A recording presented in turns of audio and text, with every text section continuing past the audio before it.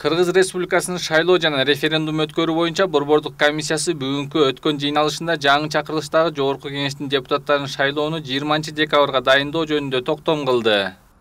Андан сырткары Борбордук шайлоо комиссиясы Жогорку Кеңештин депутаттарын шайлоосун даярдоо өткөрүү боюнча чыгымдардын сметасын бекитти.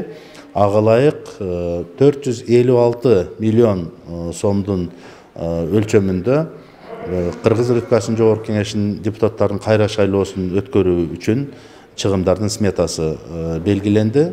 Андан сырткары саясий партиялардын шайлоо фонддорун ачуу жана аларды тейлөө боюнча дагы банктык мекемелер аныкталды.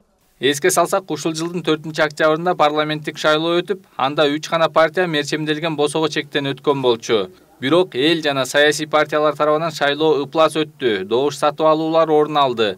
Административдик ресурс колдонулду деген нааразычылык күчөп митинг болгон.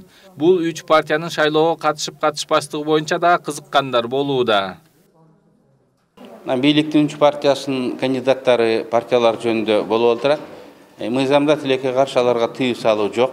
Алар алдыдагы шайлоолорго катыша алат. Люстрацияны, тазаланууну эл өзү чечиш керек.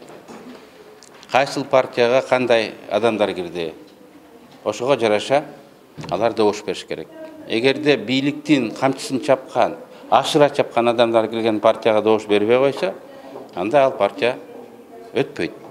Кайрадан өтө турчу парламенттик шайлоодо мыйзамга бир катар өзгөрүүлөр кириши керектиги жөнүндө талкуулар уланып жатат.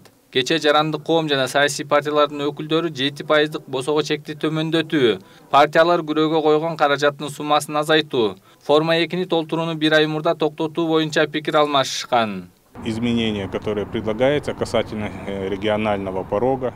Регионалдык чекти жана партиялар алышы керек болгон 7% шайлоо чегин өзгөртүү боюнча да сунуштар берилүүдө. Демократиялык парламенттик өлкө үчүн бул босого чек абдан жогору болуп эсептелет. Учурда ар кандай сунуштар берилүүдө. Бирок менин оюмча босого чекти 3%га чейин төмөндөтүү керек. Муну менен шайлоого катыша турган саясий партияларга бирдей шарттар түзүлөт деп ойлойм.